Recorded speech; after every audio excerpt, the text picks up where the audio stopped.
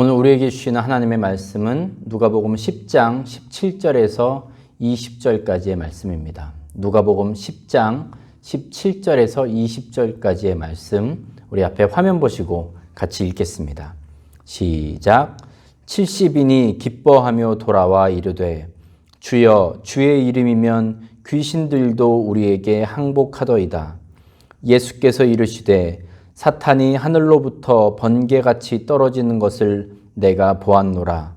내가 너희에게 뱀과 전갈을 밟으며 원수의 모든 능력을 제어할 권능을 주었으니 너희를 해칠 자가 결코 없으리라. 그러나 귀신들이 너희에게 항복하는 것으로 기뻐하지 말고 너희 이름이 하늘에 기록된 것으로 기뻐하라 하시니라. 아멘. 여러분 오늘 어떻습니까? 네, 좋습니다. 오늘도 이렇게 함께 예배드리는 우리 모든 성도님들 한 분 한 분에게 우리 하나님 아버지의 은혜와 또 평강과 축복이 여러분에게 구체적으로 임하시기를 간절히 바랍니다. 아멘. 여러분 다들 다이어트들 많이 해보셨죠? 지금도 하시는 분도 아마 계실 것 같습니다. 요새는 인터넷에 다이어트라고 검색을 하면 엄청난 그런 정보가 나옵니다. 어떻게 해라, 뭘 먹어라, 운동은 어떻게 해라, 이런 많은 내용들이 인터넷에 있습니다. 그런데 어느 분이 그러시더라고요. 이 다이어트는 평생 하는 거랍니다. 그냥 잠깐 해서 효과를 보는 게 아니라 평생 하는 거래요. 우리 중에 더러는 아무리 많이 먹어도 살이 찌지 않는 아주 특별한 체질을 가진 분들도 있습니다.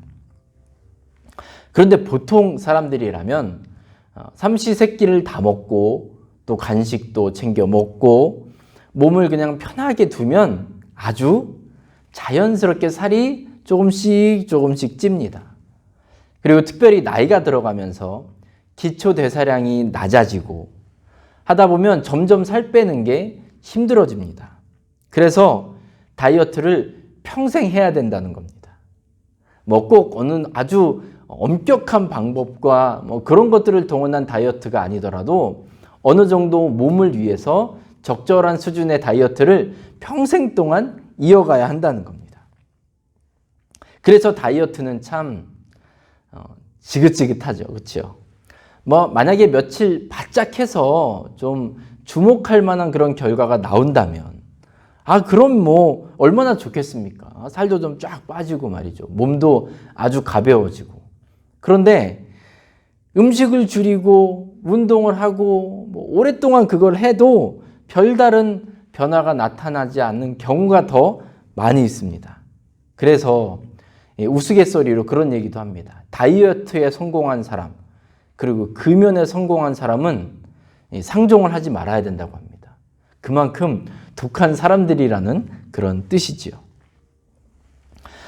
우리는 지금 매주 어떻게 하면 하나님의 교회를 아름답고 또 건강하게 세워나갈 수 있는지 함께 말씀을 나누고 있습니다.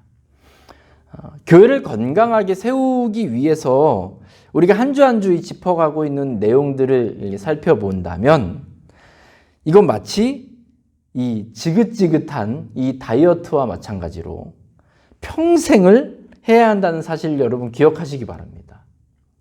교회를 세워나가는 이 모든 일들이 결코 쉽게 하루아침에 이루어지지 않습니다. 그렇기 때문에 우리는 평생 동안 우리가 하나님 앞에 가는 그 순간까지 평생 동안 이 교회를 세워가는 이 일들, 제가 말씀드린 모든 항목들, 매주 말씀드린 이 내용들을 지켜야 한다는 사실 여러분 기억하시기 바랍니다. 만약 우리가 정말 열심히 잠깐 했는데 효과를 보였다.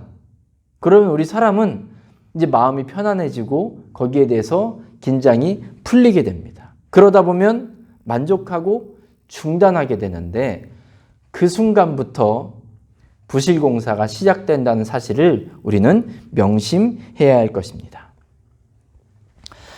그래서 우리가 말씀을 제가 이렇게 나누는 그 내용들을 우리가 함께 고민하면서 우리 교회가 어떻게 하면 잘 세워질 수 있는지, 건강하고 아름답게 세워질 수 있을지에 대해서 함께 기도하고 또 함께 노력하고 협력해 주시기를 주님의 이름으로 부탁드립니다. 아멘.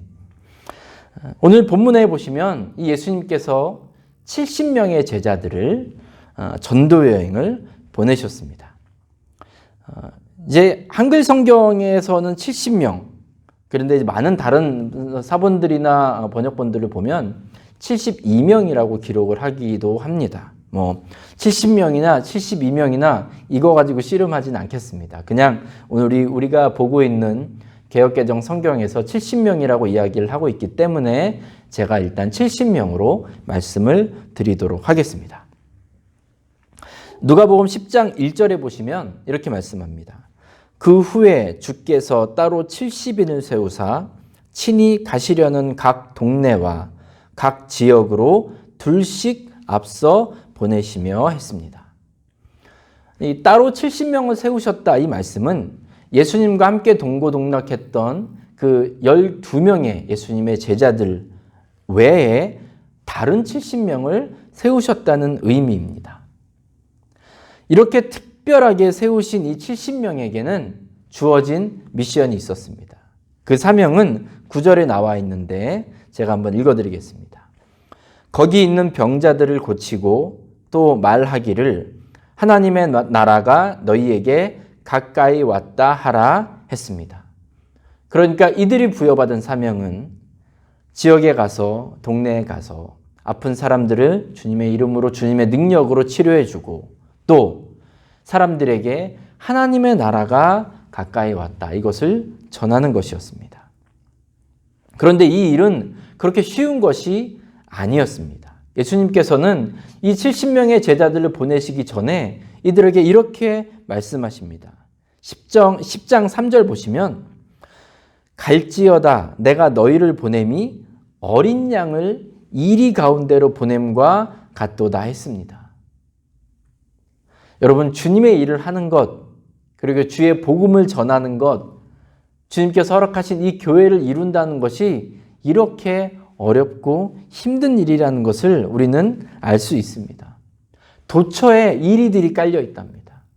예수님은 지금 제자들을 어린 양에 비유하시는데 이 어린 양은 정말 포식자들에게는 더없이 좋은 먹잇감입니다. 자기가 몸을 스스로 방어할 수 있는 그런 능력이 없습니다. 그렇다고 피지컬적인 그런 신체적인 좋은 조건이 있는 것도 아닙니다. 그런데도 주님께서는 이 약하디 약한 제자들을 이 선교 한복판으로 내보내십니다. 어려운 일, 위험한 길이 불보듯 뻔하게 예상이 되는데도 예수님은 제자들을 보내고 계세요. 그만큼 주의 복음을 전하는 사명, 하나님 나라를 전파하는 것이 중요한 일이기 때문에 그렇습니다. 이렇게 예수님의 권능을 부여받은 제자들이 이제 전도 여행을 마치고 돌아왔습니다. 그리고 오늘 본문에서 그들은 예수님께 그들이 어떤 일을 겪었는지, 어떤 것을 행했는지에 대해서 이제 보고를 합니다.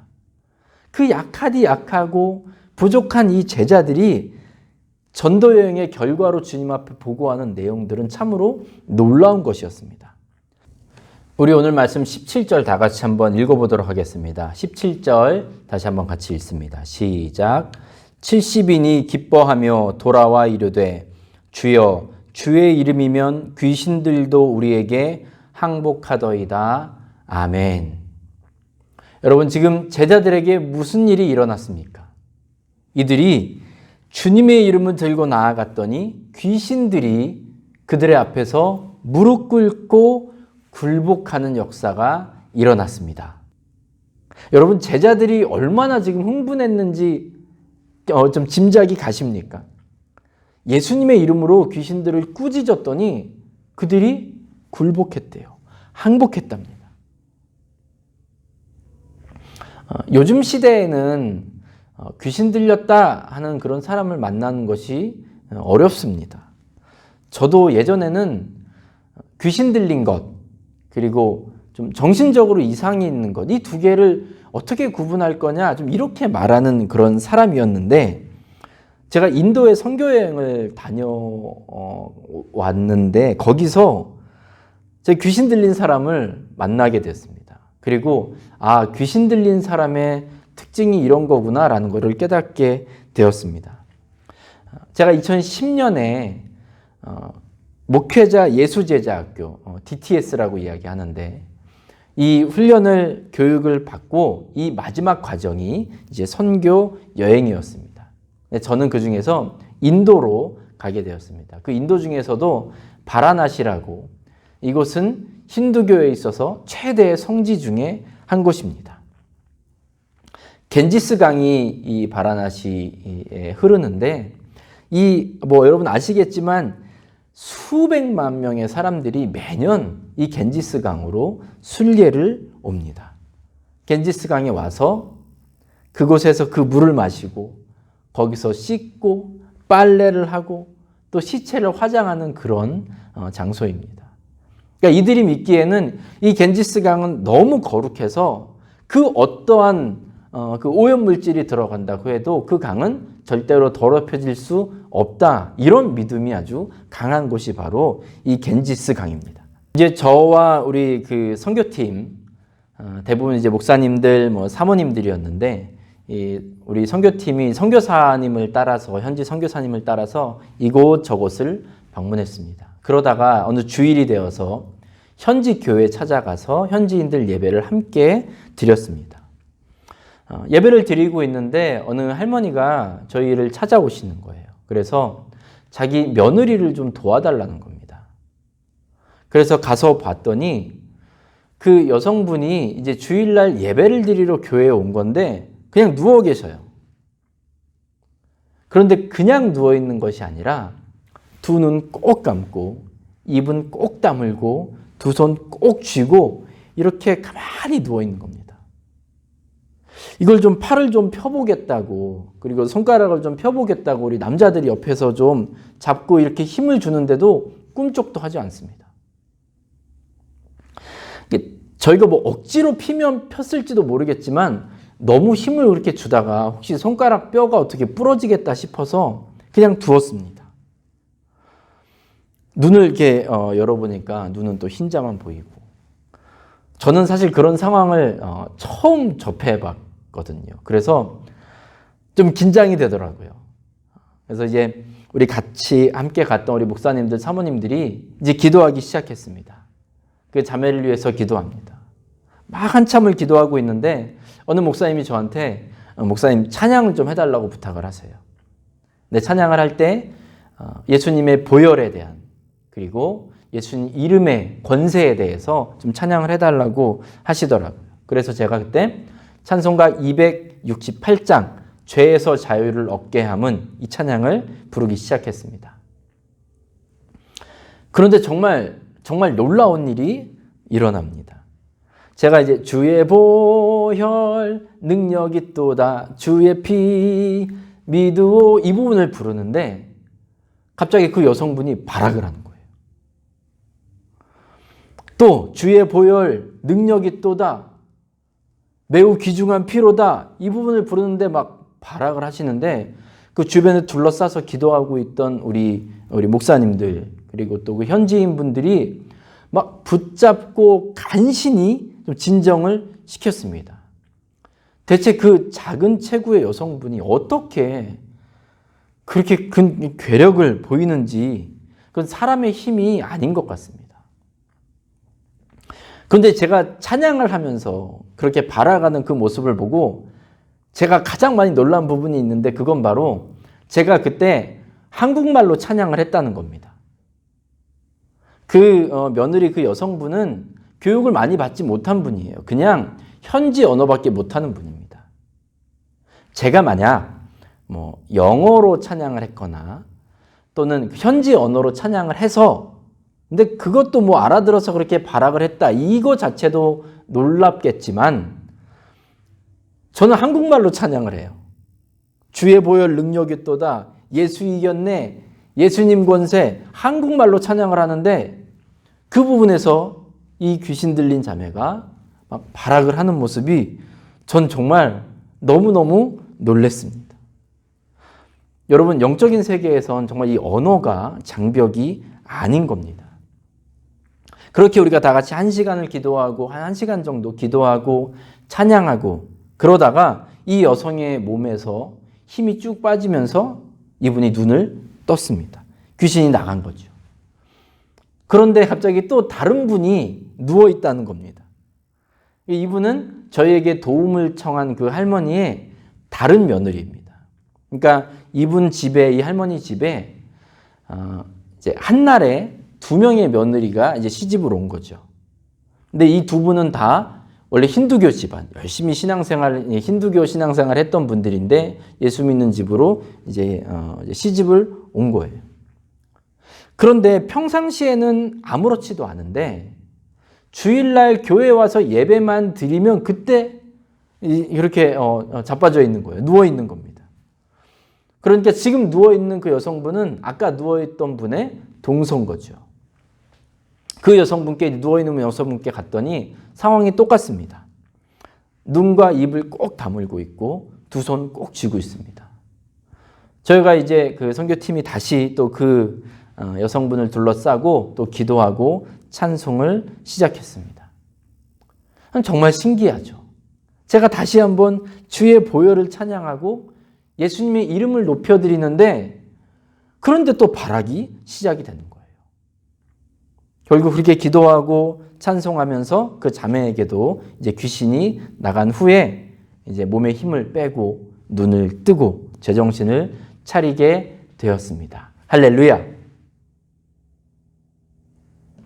이 예배를 다 마치고 저희 일행이 이제 그곳을 떠나려고 하는데 두 며느리 중에 한 분이 저한테 찾아오셔서 기도를 해달라는 겁니다. 그래서 알겠다고 기도하자고 그랬더니 그분이 그냥 기도하지 말고 제 손을 이렇게 여기다가 이마에 얹고 안수 기도를 해달라는 거예요. 순간 좀 갈등이 잠깐 멈칫했습니다. 혹시라도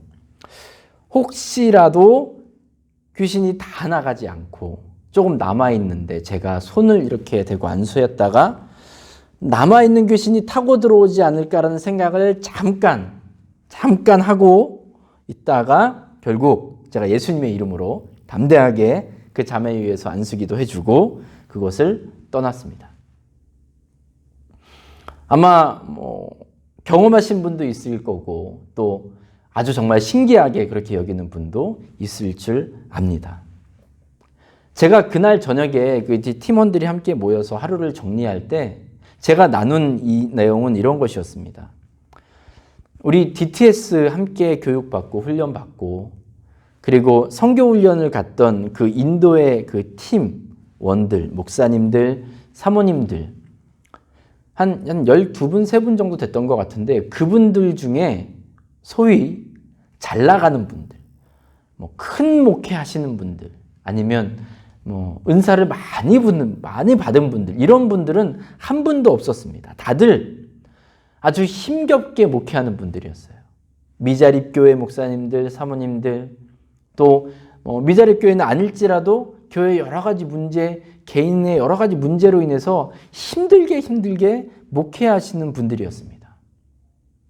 만약 저희 중에 그렇게 아주 유명한 분이라든지 아니면 좀 큰 목회하시는 분, 아주 은사도 많이 받은 분 이런 분이 계셨다면 역시 이런 분을 통해서 하나님이 일하시는구나. 이런 분을 보니 이런 영빨로 하나님께서 큰일 행하시는구나. 아마 이렇게 생각했을지도 모르겠습니다. 그런데 그런 분은 한 분도 없었던 거예요. 모두 다 세상이 봤을 때는 약한 분들, 부족한 분들 이런 분들밖에 없었음에도 불구하고 하나님의 이름, 예수님의 이름, 예수님의 보혈이 선포되었을 때 귀신이 두려워서 떠나가게 되는 역사가 있었습니다. 여러분 믿으십니까? 그런데 다른 한편에서는 또 다른 생각이 스멀스멀 올라옵니다. 어떤 생각이냐면요. 이 짜릿함입니다. 제가 처음 그런 상황을 겪었다고 말씀드렸잖아요. 그런데 그때 제가 찬송할 때 그 귀신이 발작을 일으키고, 물론 저 혼자 한 건 아니지만 기도하고 찬송했을 때 귀신이 떠나가는 것을 보고 내가 이런 걸 했네. 난생 처음 이런 놀라운 경험을 했네. 이런 생각이 이제 동시에 올라오는 겁니다. 솔직히 말씀드려서 기분이 아주 좋았습니다. 뭔가 좀 대단한 사람 된 것 같고 막 그런 생각이 들었습니다. 전도여행에서 이 귀신이 그들 앞에 굴복하고 떠나가는 것을 경험한 이 70명의 제자들은 아마 저와 비슷한 기분을 겪었을 것입니다. 그래서 그들은 너무 신나서 앞다투어 주님 앞에 나아가서 보고를 합니다. 주님, 주님의 이름으로 명령했더니 귀신들이 떠나갑니다. 그들이 항복했습니다. 여러분 얼마나 기분이 좋았겠습니까? 이렇게 지금 흥분으로 가득 차 있던 제자들에게 예수님은 20절과 같이 대답하십니다. 우리 20절 말씀을 같이 한번 읽어보겠습니다. 시작. 그러나 귀신들이 너희에게 항복하는 것으로 기뻐하지 말고 너희 이름이 하늘에 기록된 것으로 기뻐하라 하시니라. 아멘. 그리고 이제 예수님은 제자들에게 어떻게 그 일이 가능하게 되었는지 19절에서 말씀해 주십니다. 제자들이 귀신을 물리치고 귀신이 그들 앞에 무릎 꿇고 항복할 수 있었던 이유는 이 제자들이 어떤 특별하고 뛰어난 영적인 능력을 가지고 있어서가 아니었습니다. 또 그들이 이 전도 여행을 위해서 아주 특별하게 준비를 잘 했기 때문도 아니었습니다. 오직 19절 말씀과 같이 주님께서 제자들에게 원수의 모든 능력을 제어할 수 있는 그 모든 능력을 다스릴 수 있는 권능을 주셨기 때문에 그렇기 때문에 가능한 일이었습니다. 인터넷 용어 중에 갑분싸라는 말이 있습니다. 갑자기 분위기가 싸해진다. 이 좀 줄임말인데 이제 분위기가 막 올라와 있던 그 분위기를 갑자기 다운시킨다. 이런 의미로 쓰이는 말입니다. 지금 예수님께서는 제자들에게 이 갑분싸를 시전하신 겁니다. 지금 제자들이 너무 흥분해 있는 이 상태에서 예수님이 찬물을 끼얹으신 거예요.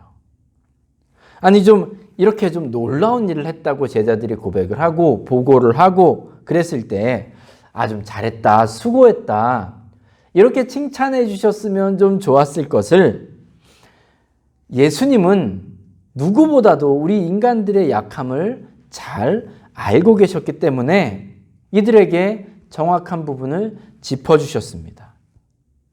우리 사람들은요, 내가 그 일을 했다 이거 말하는 거를 좋아합니다.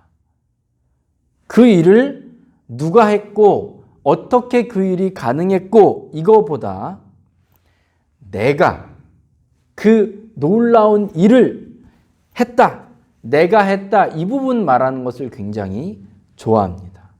그러니까 예수님은 지금 19절 말씀을 통해서 제자들에게 오해하지 말라고 말씀하시는 겁니다.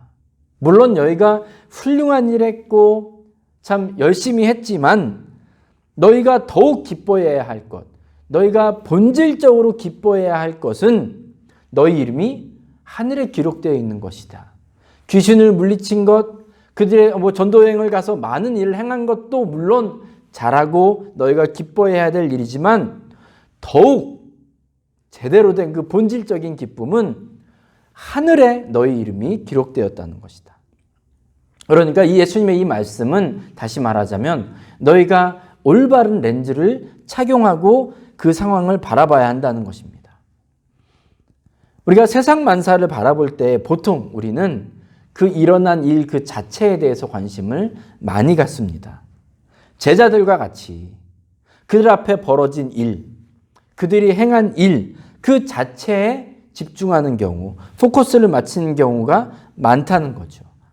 하지만 하나님의 렌즈를 착용한 사람은 이 세상을 바라볼 때, 그리고 사람들을 바라볼 때, 우리에게 일어난 일을 다 바라볼 때 하나님의 관점으로 그 모든 것들을 바라볼 수 있게 됩니다. 제가 어려운 질문 2개를 드리겠습니다. 빨간색 안경을 쓰면 세상이 어떻게 보일까요? 무슨 색으로 보일까요? 네, 빨간색이겠죠. 그럼 검은색 안경을 쓰면 세상이 무슨 색으로 보이겠습니까? 아주 어렵죠? 검은색입니다. 같은 사람, 같은 상황, 같은 사물일지라도 어떤 렌즈를 착용하고 바라보느냐에 따라서 많은 것이 달라지게 됩니다. 시선이 달라지게 되고 우리의 생각이 달라지게 됩니다. 행동이 달라지고 결국 결과도 달라지게 됩니다. 성경을 보시면 하나님께서 바라보시는 관점, 하나님의 생각, 하나님의 렌즈와 우리가 가지고 있는 렌즈가 얼마나 차이가 큰지를 많은 부분에서 우리에게 이야기해 주고 있습니다. 그 차이는 늘 존재합니다. 그래서 이사야 55장 8절에서는 이렇게 말씀합니다. 우리 같이 한번 읽어볼까요? 이사야 55장 8절입니다. 시작. 이는 내 생각이 너희의 생각과 다르며 내 길은 너희의 길과 다름이니라. 여호와의 말씀이니라. 아멘. 그렇다면 우리는 그냥 하나님과 나의 생각이 다르기 때문에 내 생각대로 살면 되겠구나 이렇게 살아야겠습니까? 그렇지 않죠. 우리는 어떻게든지 하나님의 생각, 하나님의 관점에 대해서 관심을 가져야 됩니다. 그리고 그 관점을 통해서 세상을 바라보고 하나님의 렌즈에 관심을 가지고 그 렌즈를 통해서 세상을 바라볼 수 있도록 노력해야 합니다. 우리가 기존에 가지고 있던 그 렌즈는 좀 벗어버릴 필요가 있습니다. 하나님의 렌즈로 이 세상을 바라볼 때, 그리고 우리의 삶을 바라볼 때 많은 것들이 다르게 보일 것입니다. 대표적으로는 우리가 결과만으로 이 세상을 살아가지 않게 된다는 것입니다. 고사성어 중에 인생사 세옹지마라는 말이 있습니다. 여러분 다 아시죠? 이 말의 뜻은 나쁜 일이 있으면 좋은 일도 있다. 이런 뜻입니다. 이걸 우리가 정확히 그대로 우리 신앙생활에 적용하면 안 되지만 어느 면에 있어서는 우리 신앙생활에 있어서 시사하는 바가 있다고 생각을 합니다. 우리 신앙생활 중에 가장 위험한 태도가 바로 결과로만 사는 것입니다. 원하는 결과가 있다면 그것은 하나님의 축복이고 내가 원하지 않는 결과가 있다면 그것은 하나님의 인도하심이 없는 것이고 이렇게 우리는 속단하는 때가 있습니다. 하지만 우리는 하나님의 렌즈로 볼 때 저와 여러분은 하나님이 우리를 부르시는 그날까지 계속해서 믿음의 여정을 이루어가는 사람들입니다. 계속해서 우리의 삶이 닿는 그날까지 믿음의 여정을 쭉 이어가는 사람들이기 때문에 우리는 중간에서 그냥 멈추어서는 안 됩니다. 때로 좋은 일이 생겨서 이 믿음의 여정에서 벗어나는 경우가 있습니다. 또 반대로 우리가 원하지 않는 결과가 우리에게 찾아왔기 때문에 우리 믿음의 여정을 포기하거나 멈추기도 합니다.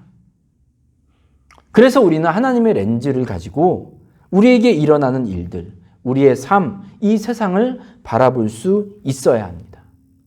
만약 우리에게 기대했던 결과가 있습니까?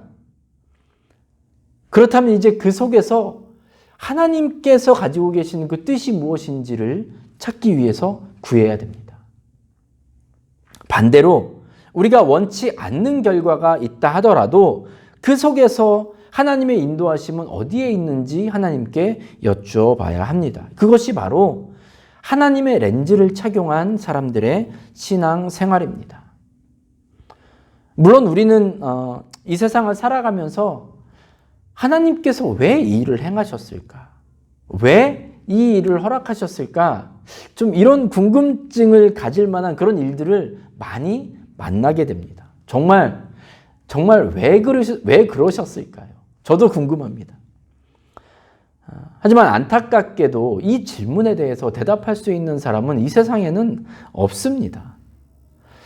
우리는 오직 이 질문 가운데에서 기억해야 할 것이 하나 있는데, 그것은 온 우주 만물을 지으시고 또 주관하시는 그 하나님은 언제나 공의로우신 분이고 어떤 상황 가운데에서도 절대로 선한 분임을 우리는 믿고 고백해야 합니다. 그리고 그 하나님께서 행하신 일에 대해서 순종할 수 있고 감사함으로 받을 수 있는 그 자세가 우리에게 필요합니다. 이 일은 하나님의 렌즈를 착용했을 때에만 가능한 것입니다. 사람의 렌즈를 끼고 봤을 때에는 어떻게 하나님이 그럴 수가 있냐고, 어떻게 하나님을 내가 신뢰할 수 있냐고 그렇게 반문하게 되는 것이지요. 우리 시편 37편 4절에서 6절 말씀을 같이 한번 읽어보도록 하겠습니다. 앞에 화면 보시고 시편 37편 4절에서 6절 말씀입니다. 시작. 또 여호와를 기뻐하라. 그가 내 마음의 소원을 내게 이루어 주시리로다. 내 길을 여호와께 맡기라.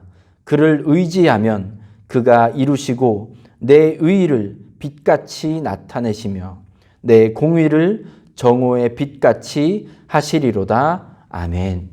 여러분 믿으십니까?